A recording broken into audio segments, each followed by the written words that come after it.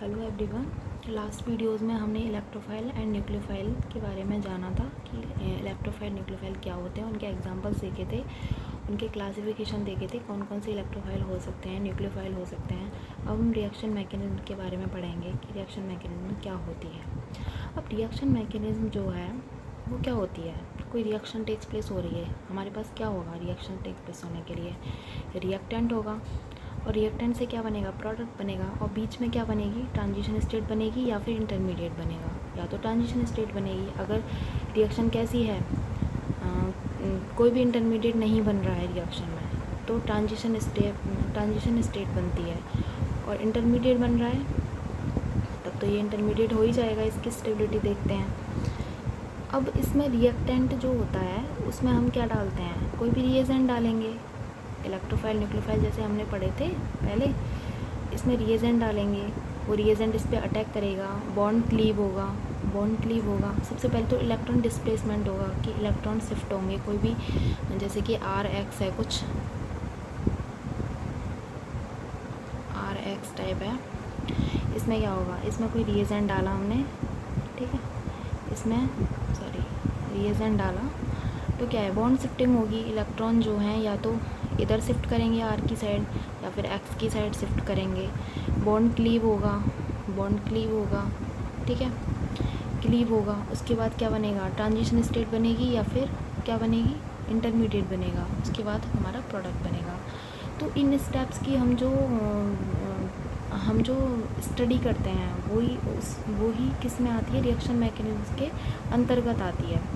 जैसे कि a step wise description of पथवे by which reactant convert into product is called reaction mechanism. एक step wise description जो होता है एक पथवे का, जो भी इनका रास्ता होता है जाने का, reactant to intermediate to product, उसका जो हम स्टडी करते हैं वही किस में आती है, रिएक्शन मैकेनिज्म में आती है। अब एक्सेप्टेबल जो मैकेनिज्म होती है वो तभी मानी जाएगी जब उसमें स्ट्रक्चर चेंजेस तो होते ही होते हैं। अब स्ट्रक्चर चेंजेस कैसे, जैसे रिएक्टेंट है वो कोई और मॉलिक्यूल है। अब प्रोडक्ट जो है उसकी स्ट्रक्चर कुछ और होगी, रिएक्टेंट की स्ट्रक्चर कुछ और है, तो ये स्ट्रक्चर चेंज तो उसमें आएंगे ही आएंगे। इसके साथ साथ उसमें कुछ एनर्जी चेंजेस भी आते हैं, जैसे कि एक्टिवेशन एनर्जी ΔG होती है, Gibbs energy, Gibbs free, ΔH enthalpy, ये सब क्या है, एनर्जी चेंजेस हैं, थर्मोडाइनमिक पैरामीटर्स हैं। इनके थर्मोडाइनमिक जो पैरामीटर हैं ये भी चेंज होते हैं रिएक्शन में, तभी वो एक एक्सेप्टेबल मैकेनिज्म होती है। ऐसे ही नहीं उसमें ओनली स्ट्रक्चर चेंज ही हो रहे हैं, वो थर्मोडाइनमिक लेवल पे भी उसमें चेंजेस ऑब्जर्व होते हैं रिएक्शन में। एक्सेप्टेबल मैकेनिज्म है, उसको ही एक्सेप्टेबल मैकेनिज्म बोला जाता है। अब हम देखते हैं रिएक्शन मैकेनिज्म के दौरान जो भी स्टेप फॉलो होते हैं, मतलब ड्यूरिंग रिएक्शन जो भी स्टेप फॉलो होते हैं वो कौन कौन से होते हैं। पहला क्या है, जब रिएक्टेंट है हमारे पास, उसमें हम कोई रिएजेंट डालेंगे बाहर से, तो क्या होगा, सबसे पहले इलेक्ट्रॉन डिस्प्लेसमेंट होगा। इलेक्ट्रॉन शिफ्ट होंगे ना, या तो इधर या इधर, कुछ भी कैसा भी हो सकता है ये इलेक्ट्रॉन डिस्प्लेसमेंट, या दोनों इलेक्ट्रॉन इधर जाएं या दोनों इलेक्ट्रॉन इधर जाएं, या फिर इलेक्ट्रॉन डिस्प्लेसमेंट ऐसा हो एक इलेक्ट्रॉन इसके पास चला जाए, एक इलेक्ट्रॉन, ये डिस्प्लेसमेंट होगा। उसके बाद बॉन्ड क्लीव होगा। उसके बाद इंटरमीडिएट बनेगा हमारा, जो भी अटैकिंग स्पीसीज है वो अटैक करेगी और बीच में एक इंटरमीडिएट या ट्रांजिशन स्टेट बनाएगी। उसके बाद है टाइप ऑफ रिएक्शंस। अब रिएक्शन कैसे टाइप की है, वो भी रिएक्शन मैकेनिज्म में ही कई स्टेप है ना, कि रिएक्शन हमारी एडिशन टाइप की है, एलिमिनेशन हो रहा है, कुछ निकल रहा है, कुछ जुड़ रहा है उसमें, या फिर कोई सब्स्टिट्यूशन हो रहा है उसी जैसे सब्स्टिट्यूशन रिएक्शन होती है ना, किसी एक जैसे कि X है और यहाँ पे H लगा है। अब इस X की प्लेस पे कुछ और आ जाए तो इसको क्या बोलते हैं, सब्स्टिट्यूशन रिएक्शन। ये X जो है इसके प्लेस पे कुछ और जो हम डाल रहे हैं वो, जैसे Z आके इस पे लग जाए तो वो सब्स्टिट्यूशन रिएक्शन हो जाएगी। जैसे कि बेंजीन में होती हैं इलेक्ट्रोफिलिक सब्स्टिट्यूशन रिएक्शन, बेंजीन में होती है ना, डबल बॉन्ड है इसमें, पाई इलेक्ट्रॉन डेंसिटी है। अब देखते हैं हम पहला इलेक्ट्रॉनिक डिस्प्लेसमेंट। अब इलेक्ट्रॉनिक डिस्प्लेसमेंट कैसे कैसे हो सकता है वो देखते हैं। सबसे पहले है परमानेंट डिस्प्लेसमेंट और टेम्परेरी। या तो परमानेंट हो, स्थायी हो जाए, या फिर कैसा हो, टेम्परेरी हो, अस्थायी हो। ठीक है, परमानेंट में क्या होता है, it takes place absence of reagent. अब ये परमानेंट है, इसमें क्या होगा, ये जो है एब्सेंस मतलब इसमें रिएजेंट की नीड नहीं होती। रिएजेंट हम के कोई रिएक्शन है ना। अब इसमें मतलब कोई मॉलिक्यूल है सेपरेट, जैसे कि कोई मॉलिक्यूल, कोई भी मॉलिक्यूल ले सकते हैं हम, वो सेपरेट है, जैसे कि ये है, इससे कोई लगा हुआ है, ये एटम एक्स। ठीक है, अब इसमें जो है ये इलेक्ट्रॉन, ये अगर मोर इलेक्ट्रोनेगेटिव है ये एक्स एटम, तो ये खींचेगा।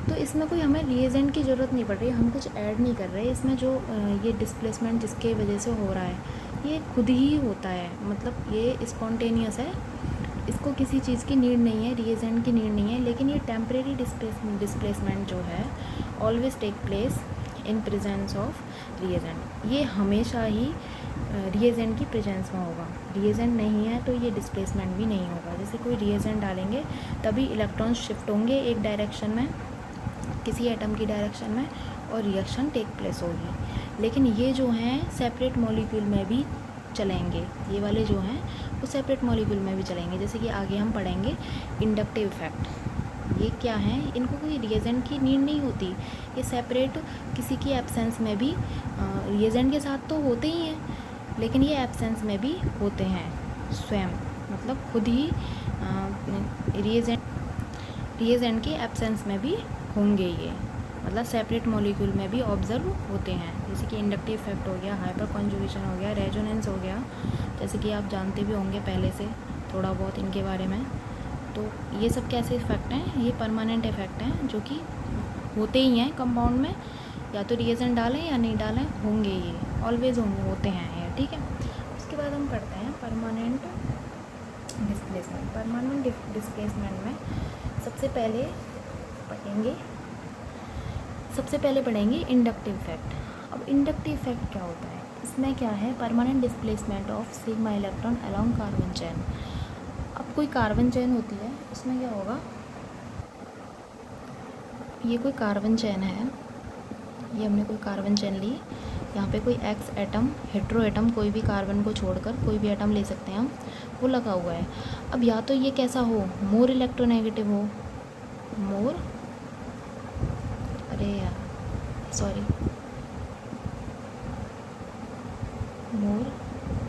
इलेक्ट्रोनेगेटिव, या फिर ये कैसा हो, लेस इलेक्ट्रोनेगेटिव। अगर मोर इलेक्ट्रोनेगेटिव है तो ये विड्रॉ करेगा इलेक्ट्रॉन डेंसिटी को, तो ये डिस्प्लेसमेंट ओवरऑल कार्बन चेन में होगा। ठीक है, यहाँ पे डिस्प्लेसमेंट ये पूरी कार्बन चेन में होगा, ये इसे खींचेगा, ये फिर इसकी इलेक्ट्रोनेगेटिविटी को इंक्रीज़ करेगा, ये एक्स जो है इस कार्बन की इलेक्ट्रोनेगेटिविटी को इंक्रीज़ करेगा, सो ये भी खींचने लग जाएगा इससे। तो ओवरऑल पूरी चेन में क्या हो जाएगा, कंप्लीट चेन में जो है डाइपोल इंड्यूस हो जाएगा। जैसे कि ये खींचने वाला है तो ये तो माइनस, और सब पे प्लस ऑब्जर्व होगा हमें, और सब पे क्या है, प्लस डेवलप हो जाएगा। इस पे ज़्यादा प्लस होगा, इस पे कम होगा, और आगे कम होता चला जाएगा, क्योंकि ये डिस्टेंस डिपेंडेंट होता है। ठीक है, अब पढ़ते हैं permanent displacement of sigma electron along carbon chain. ये देख लिया, this effect arise due to difference in electronegativity. अब ये ऑब्जर्व कब होगा, जब या तो मोर इलेक्ट्रोनेगेटिव हो इनकी कार्बन, और ये जो हेट्रो एटम है इसकी इलेक्ट्रोनेगेटिविटी में डिफरेंस होगा, तो ही ये इफेक्ट ऑब्जर्व होगा। अगर डिफरेंस नहीं है तो ऑब्जर्व नहीं होगा। डिफरेंस ज़रूरी है, इनकी इलेक्ट्रोनेगेटिविटी में डिफरेंस होना चाहिए, इसकी ज़्यादा हो या फिर इसकी कम हो। ये जो एटम है हेट्रो वाला, इसकी या तो ज़्यादा हो या कम हो। ठीक है, अब हो गया डिस्टेंस डिपेंडेंट। अब ये क्या होता है, डिस्टेंस डिपेंडेंट, जैसे जैसे डिस्टेंस बढ़ती जाती है वैसे ये इफेक्ट भी कम होता जाएगा। जैसे कि ये वाला कार्बन जो है ये इस वाले कार्बन से इलेक्ट्रोनेगेटिविटी ज़्यादा खींच रहा है, और ये वाला कार्बन इससे कम खींचेगा, क्योंकि यहाँ पे इसका इफेक्ट कम होता जाएगा, पास वाले को ज़्यादा इफेक्ट करेगा ना। जैसे हम किसी रस्सी में तीन चार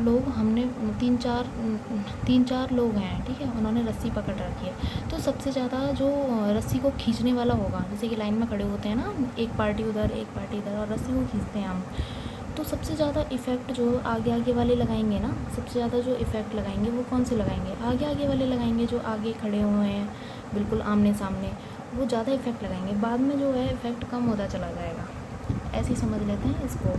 तो ये कार्बन जो है इस पर बहुत कम इफ़ेक्ट नज़र आएगा इस एक्स की वजह से। तो डिस्टेंस डिपेंडेंट हो गया। अब partially displacement of sigma electrons occur, मतलब पार्शियली डिस्प्लेसमेंट होता है कम्प्लीटली, मतलब ये जो बॉन्ड के इलेक्ट्रॉन हैं, ये वाले, ये जो बॉन्ड के इलेक्ट्रॉन हैं ये कम्प्लीटली शिफ्ट नहीं होंगे। जैसे कि इस इधर इसकी साइड ये कम्प्लीटली लेके नहीं बैठ जाएगा अपने पास, ये रहेंगे तो बॉन्ड में ही, लेकिन थोड़े से पार्शियली इसकी साइड रहेंगे, एक्स की साइड, अगर ये मोर इलेक्ट्रोनेगेटिव है।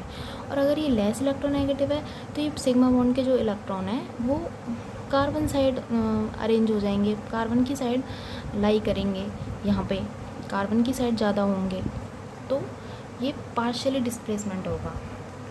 As distance from the source is increase, intensity of inductive effect decrease. वही वाली बात हो गई, डिस्टेंस डिपेंडेंट है, डिस्टेंस जैसे जैसे बढ़ेगी, जैसे एक्स जो है, ये एक्स है, एक्स से कार्बन के बीच की डिस्टेंस जितनी जितनी बढ़ती जाएगी आगे फर्दर, उतना उतना इफ़ेक्ट कम होता जाएगा। एक्स जो है वो कम इफ़ेक्ट डालेगा फर्दर कार्बन्स पर, ठीक है। अब देखते हैं it depends on electronegativity, so it also depend all the factors at which electronegativity depend। अब ये इलेक्ट्रोनेगेटिविटी पे डिपेंड कर रहा है, तो हमें ये भी देखना पड़ेगा कि इलेक्ट्रोनेगेटिविटी कौन से फैक्टर्स पे डिपेंड कर रही है, क्योंकि इलेक्ट्रोनेगेटिविटी जिन भी फैक्टर पे डिपेंड करेगी उन पे ये इंडक्टिव इफेक्ट भी डिपेंड करेगा, क्योंकि मेन जो इंडक्टिव इफेक्ट है वो ऑब्जर्व इस वाले एटम की वजह से हो रहा है। अब या तो मोर इलेक्ट्रोनेगेटिव हो या ये लेस इलेक्ट्रोनेगेटिव हो। अब इसके कुछ फैक्टर हैं इलेक्ट्रोनेगेटिविटी डिसाइड करने के, कि हम डिसाइड कैसे करेंगे किसी की इलेक्ट्रोनेगेटिविटी ज़्यादा है या कम है, उसके अकॉर्डिंग इंडक्टिव इफेक्ट में भी फ़र्क पड़ेगा कि वो ज़्यादा हो जाएगा या फिर कम हो जाएगा। अब देखते हैं इलेक्ट्रोनेगेटिविटी। सबसे पहले देखते हैं नेचर ऑफ एलिमेंट। ये 2 टाइप से देख सकते हैं, या तो नेचर ऑफ एलिमेंट देखें या फिर हम परसेंट एस कैरेक्टर देखें, ठीक है। परसेंट एस कैरेक्टर के बेस पे देखें परसेंट एस कैरेक्टर किसी में कितना है कोई भी, या फिर nature of element. Nature of elements में देखें, जैसे कि कोई एलिमेंट है कोई भी, जैसे कि हम फ्लोरीन ले लेते हैं, फ्लोरीन है, अब फ्लोरीन पे पॉजिटिव है, फ्लोरीन न्यूट्रल है एंड फ्लोरीन पे नेगेटिव है। अभी पॉजिटिव है, इसने एक इलेक्ट्रॉन दे रखा है, मतलब इसका साइज जो है वो कम है, मतलब इसकी इलेक्ट्रोनेगेटिविटी बहुत ज़्यादा होगी कंपैरिजन दीज टू, मतलब फ्लोरीन और फ्लोरीन माइनस से इसकी इलेक्ट्रोनेगेटिविटी कैसी जो होगी, ज़्यादा होगी, क्योंकि इस पर पॉजिटिव है। इलेक्ट्रोनेगेटिविटी ज़्यादा तो ये इंडक्टिव इफेक्ट भी ज़्यादा लगाएगा। फ्लोरीन जो है उससे कम होगी, और F माइनस जो है इसका साइज़ बड़ा हो जाएगा, क्योंकि इससे इलेक्ट्रॉन डेंसिटी एक इलेक्ट्रॉन लिया हुआ है, माइनस आया हुआ है, तो माइनस का चार्ज मतलब माइनस का जो साइज होता है वो बड़ा होता है, तो वो इलेक्ट्रोनेगेटिविटी कम हो जाएगी उसकी, वो कम खींचेगा। जब बड़े साइज़ का है तो उसका न्यूक्लियस दूर होगा, वो कम खींच पाएगा। छोटा वाला जो है वो न्यूक्लियस के बहुत पास होगा, और न्यूक्लियस क्या है, अट्रैक्शन फोर्स लगाता है, अट्रैक्शन फोर्स लगाता है ना, खींचता है बाहर से, तो वो क्या करेगा, ये वाला ज़्यादा खींचेगा, इलेक्ट्रोनेगेटिविटी इंक्रीज़ होगी, इलेक्ट्रोनेगेटिविटी क्या होगी, इंक्रीज़ हो जाएगी इस वाले केस में। तो मेन पर्पज़ ये है इसका कि जेड प्लस कोई भी एलिमेंट है उसके पास प्लस है और न्यूट्रल है या फिर नेगेटिव है, तो इधर प्लस से माइनस की तरफ जाएंगे तो इलेक्ट्रोनेगेटिविटी डिक्रीज़ होगी। जैसे ये हो गया एग्जांपल। अब है percent S character. Percent S character किसी में ज़्यादा होगा, मतलब परसेंट एस कैरेक्टर ज़्यादा, इसका मतलब वो छोटा है, वो कैसा है, न्यूक्लियस के पास ज़्यादा है। परसेंट एस से ये समझ सकते हैं कि वो पास ज़्यादा है न्यूक्लियस के पास है, तो उसका अट्रैक्शन फोर्स भी न्यूक्लियस का ज़्यादा होगा किसी बाहर के एलिमेंट के लिए, किसी बाहर के इलेक्ट्रॉन के लिए, या बाहर के जो भी बाहर से आने वाली जो स्पीसीज़ है उसके लिए जो न्यूक्लियस का अट्रैक्शन फोर्स है, इलेक्ट्रोनेगेटिविटी है, वो ज़्यादा होगी, ठीक है। तो इसको हम देख सकते हैं जैसे हाइब्रिडाइजेशन है। अब कोई भी हमारा मॉलिक्यूल है, उसका हाइब्रिडाइजेशन sp3 है, sp2 है, sp है। तो sp3 से sp की तरफ जाएंगे तो परसेंट एस कैसा हो रहा है, परसेंट एस हमारा इंक्रीज़ हो रहा है, क्योंकि sp में यहाँ पे 50% है परसेंट एस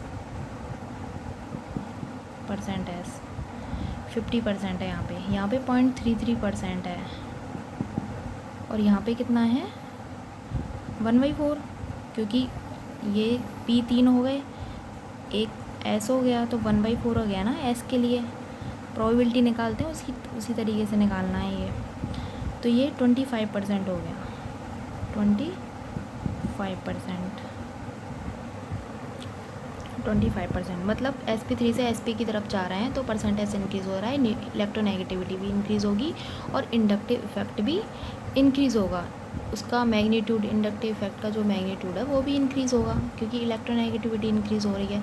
अब वो चाहे नेगेटिव है पॉजिटिव है, वो हम बाद में देखेंगे कौन सा वाला इंडक्टिव इफेक्ट है, लेकिन वो इंक्रीज़ करेगा, उसका मैग्नीट्यूड इंक्रीज़ होगा। बॉन्ड एंगल सेकंड है, बॉन्ड एंगल। अब जो बॉन्ड एंगल जो होता है थीटा, जो भी थीटा होगा वो परसेंटेज के बिल्कुल प्रोपोर्शनल होता है, मतलब परसेंटेज इंक्रीज़ होगा, बॉन्ड एंगल इंक्रीज़ होगा तो परसेंटेज भी इंक्रीज़ होगा, और परसेंटेज इंक्रीज़ हो रहा है तो हमारी इलेक्ट्रोनेगेटिविटी भी इंक्रीज़ हो रही है, और इलेक्ट्रोनेगेटिविटी इंक्रीज़ हो रही है तो इसका मतलब इंडक्टिव इफेक्ट भी इंक्रीज़ होगा, मैग्नीट्यूड भी इंक्रीज़ होगा इसका। तीसरा हम देख सकते हैं रिंग साइज। अब रिंग साइज है, रिंग साइज में जैसे जैसे रिंग साइज बढ़ेगा वैसे वैसे साइज इंक्रीज़ हो रहा है, रिंग का क्या हो रहा है, साइज इंक्रीज़ हो रहा है। इधर से इधर जाने पे 3 मेंबर रिंग है, ये 6 मेंबर रिंग है।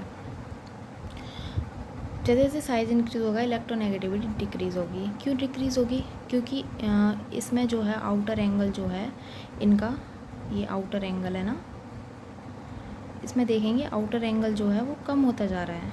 आउटर एंगल कैसा है, यहाँ पे सबसे ज़्यादा आउटर एंगल है जैसे, और थीटा के डायरेक्ट प्रोपोर्शनल है ना परसेंटेज।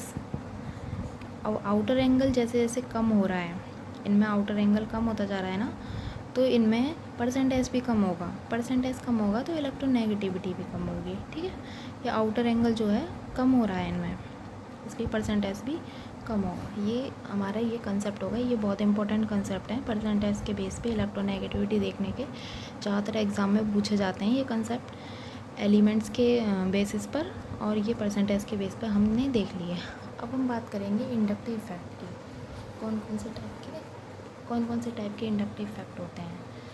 सबसे पहला जो है प्लस आई और माइनस आई, दो टाइप के होते हैं इंडक्टिव इफेक्ट। प्लस आई वाला जो इफेक्ट है उनको क्या बोलते हैं, इलेक्ट्रॉन रिलीजिंग इफेक्ट।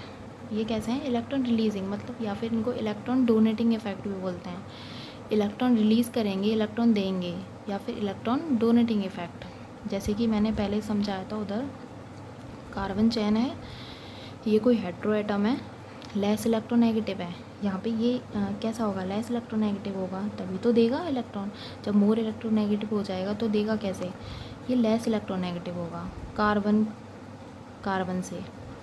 कार्बन जो है यहाँ पे मोर इलेक्ट्रोनेगेटिव है, और ये जो है लेस इलेक्ट्रोनेगेटिव। हम इसके बेसिस पे समझेंगे, उनके बेसिस पे नहीं समझ। अगर ये लेस इलेक्ट्रोनेगेटिव है तो ये इलेक्ट्रॉन डेंसिटी देगा, कार्बन चेन में इलेक्ट्रॉन डेंसिटी जा रही है हमारे, यहाँ पे जो है सबसे ज़्यादा माइनस आएगा, पार्शियल नेगेटिव जनरेट होगा, यहाँ पे कम होगा, यहाँ पे कम, यहाँ पे और भी कम होगा, क्योंकि चेन की लेंथ जो है बढ़ती जा रही है, डिस्टेंस डिपेंडेंट होता है ये। इसके बाद distance from x increase, plus I effect decrease, वही बात हो गई, डिस्टेंस इंक्रीज़ होती जा रही है, प्लस आई इफेक्ट डिक्रीज़ हो रहा है, डिक्रीज़ होगा।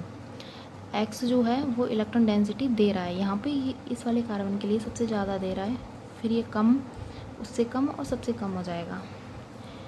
ऐसे इसमें माइनस आई इफेक्ट में क्या होगा, ये जो है इसकी इलेक्ट्रोनेगेटिविटी ज़्यादा है, मोर इलेक्ट्रोनेगेटिव देन कार्बन से ये मोर इलेक्ट्रोनेगेटिव होगा। मैंने बताया था ना कि इलेक्ट्रोनेगेटिविटी में डिफरेंस होना बहुत ज़रूरी है इंडक्टिव इफेक्ट के लिए।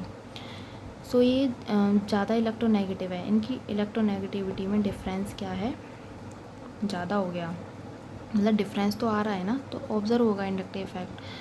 एक्स की इलेक्ट्रोनेगेटिविटी ज़्यादा है तो इसको माइनस आई बोल देंगे, मतलब ये खींचने वाला इफ़ेक्ट है, मतलब इलेक्ट्रॉन को क्या करेगा, अपनी तरफ विड्रॉ करेगा, खींचेगा। इलेक्ट्रॉन विड्रॉइंग इफेक्ट है, वो इलेक्ट्रॉन रिलीजिंग इफेक्ट था, ये विड्रॉइंग इफेक्ट है। तो खींचेगा तो इस वाले कार्बन से ये ज़्यादा खींचेगा क्योंकि ये डायरेक्ट अटैच है। उसके बाद ये सेकंड नंबर पे है, इससे कम खींचेगा, इससे और कम, इससे और कम। और इन पे क्या है, पॉजिटिव। जब ये खींचेगा, कोई इलेक्ट्रॉन को लेता है तो उस वाले जिससे लेगा उस पर पॉजिटिव जनरेट हो जाता है ना, तो यहाँ पे पॉजिटिव जनरेट होगा, यहाँ पे सबसे कम पॉजिटिव होगा, यहाँ पे सबसे ज़्यादा पॉजिटिव होगा। यहाँ पे नेगेटिव आएगा क्योंकि ये ले रहा है electron. Distance from x increase, minus I effect decrease. Distance जैसे जैसे इंक्रीज़ हो रही है वैसे वैसे इफेक्ट भी कम होता जा रहा है, ठीक है, डिक्रीज़ होगा ना, डिस्टेंस डिपेंडेंट है। अब इनके ऑर्डर देखते हैं, ऑर्डर कैसे कैसे हैं। प्लस आई का ऑर्डर देखते हैं, plus I effect, CH2 minus NH minus, ये क्या है, खींचने का, ये कैसा है, इलेक्ट्रॉन रिलीजिंग इफेक्ट है, प्लस आई का ऑर्डर है। CH2 माइनस का होगा, NH होगा, O माइनस होगा, CO2 माइनस होगा, 3 डिग्री, 2 डिग्री, 1 डिग्री, इनके प्लस आई ज़्यादा होंगे। 3 डिग्री कार्बन जो होता है उसका प्लस आई सबसे ज़्यादा होता है क्योंकि उसमें 3 डिग्री जो कार्बन होते हैं ऐसे होते हैं, 3 ग्रुप लगे होंगे, R एल्काइल ग्रुप, और एल्काइल ग्रुप का जो प्लस आई जो होता है वो सबसे ज़्यादा होगा। ये 3 डिग्री है, इसका ज़्यादा होगा 2 डिग्री और 1 डिग्री। ये इथाइल है, ये CT3 है, ट्राइटियम, ये ड्यूटेरियम लगा हुआ है, आइसोटॉपिक हो गए, ये आइसोटॉप हो गए, तो ये ट्राइटियम जो आइसोटॉप है उस वाले का ज़्यादा होगा, फिर ड्यूटेरियम, फिर हाइड्रोजन। ऐसे ट्राइटियम सिंगल है, ड्यूटेरियम और हाइड्रोजन, ऐसे ये हो गया हमारा प्लस आई इफेक्ट का ऑर्डर। कार्बन कैसा है, कार्बन लेस इलेक्ट्रोनेगेटिव है ना, नाइट्रोजन ज़्यादा ऐसे याद रख सकते हैं इन तीनों को तो, कि कार्बन कैसा है, पहले कार्बन वाला लिया, कार्बन लेस इलेक्ट्रोनेगेटिव है, नाइट्रोजन ज़्यादा इलेक्ट्रोनेगेटिव है, तो इसका रिलीजिंग इफेक्ट ज़्यादा होगा ना, ये कम देगा इसके कंपैरिजन में, और इससे भी कम ऑक्सीजन देगा क्योंकि ऑक्सीजन जो है लेस इलेक्ट्रोनेगेटिव होता है। फिर ये कार्बन वाला है लेकिन ऑक्सीजन लगे हुए हैं, तो इसलिए ये पीछे कर दिया देने में, क्योंकि 2 ऑक्सीजन है ना इस पर, कार्बन तो है लेकिन 2 ऑक्सीजन भी तो हैं, ये लेंगे भी तो सही, तो इसलिए इसका कम कर दिया। फिर 3 डिग्री, 2 डिग्री, ऐसे इसको याद रख सकते हैं, ये तो याद करना पड़ेगा ऑर्डर। इसके बाद ये माइनस आई का ऑर्डर है, माइनस आई इफेक्ट का ऑर्डर OF2 OR2 प्लस, इन पे प्लस है सब पे, OF2 प्लस और OR2 प्लस। OF2 का ज़्यादा होगा, फ्लोरीन मोर इलेक्ट्रोनेगेटिव है तो खींचेगा भी बहुत ज़्यादा, और ये वाला ग्रुप है OR2, ये जो है OF2 का ज़्यादा हो जाएगा, इलेक्ट्रॉन विड्रॉइंग इफेक्ट जो भी है, माइनस आई इफेक्ट इसका ज़्यादा होगा, OR2 का कम होगा। ये 2 एल्काइल लगे हुए हैं तो ये प्लस आई लगाएंगे, इसलिए इसका कम हो जाएगा इसके कंपैरिजन में। NF3 और NCl3, फ्लोरीन की इलेक्ट्रोनेगेटिविटी ज़्यादा तो इसका माइनस आई भी ज़्यादा होगा। ऐसे NR3 और NH3, इसको हम अलग से समझेंगे, NR3 और NH3 इसको हम अलग से समझेंगे। ट्राई एल्काइल एमीन और amine, NO2 cyanide, SO2R, aldehyde, ketone और कार्बोक्सिलिक, ये ऑर्डर हो गया। एल्डिहाइड जो है सबसे ज़्यादा इलेक्ट्रोनेगेटिव होता है, नेगेटिव होने की वजह से ये माइनस आई भी ज़्यादा लगाएगा। Fluorine more electronegative, so minus I ज़्यादा लगेगा इस पूरे ग्रुप में, फ्लोरीन का, फिर क्लोरीन का, फिर ब्रोमीन का, फिर आयोडीन का।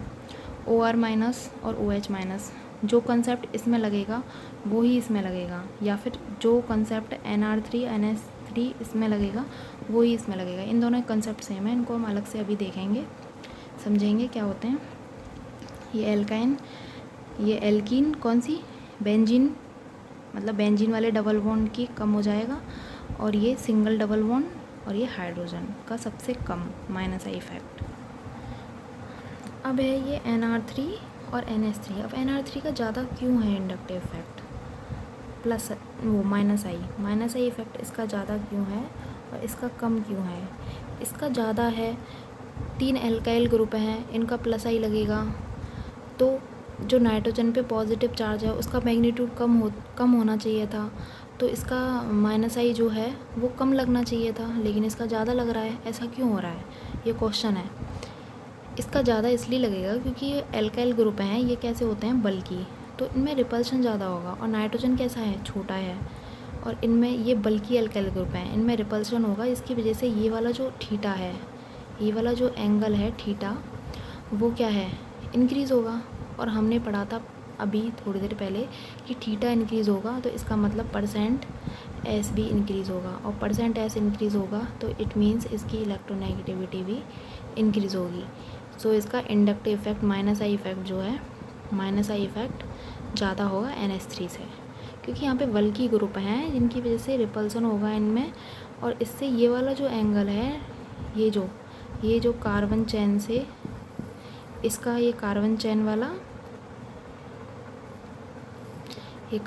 वाला और ये एल्काइल ग्रुप के बीच में जो एंगल है ये इंक्रीज़ होगा, जिससे परसेंटेज इंक्रीज़ होगा और इलेक्ट्रोनेगेटिविटी भी। लेकिन फास्फोरस Pr3 और PS3 इसमें उल्टा सिस्टम होता है। इसका जो है वो कम हो जाता है और इसका ज़्यादा होता है, माइनस आई। ये क्या है, माइनस आई इफ़ेक्ट, ठीक है। इसका कम होता है। अब यहाँ पे वो डोमिनेट नहीं किया, रिपल्सन जो है यहाँ पे डोमिनेट नहीं किया, क्योंकि फास्फोरस का साइज़ कंपेरिजन, जो फास्फोरस है उसका साइज ज़्यादा होता है नाइट्रोजन से। साइज इसका ज़्यादा होता है फास्फोरस का। सो ये इतना रिपल्सन क्रिएट नहीं कर पाते RR ग्रुप, क्योंकि ये बड़ा साइज है तो ये प्रॉपर दूर दूर होते हैं अरेंज। ये जो बल्कि ग्रुप हैं R, ये प्रॉपर ओरिएंटेड होते हैं दूर दूर।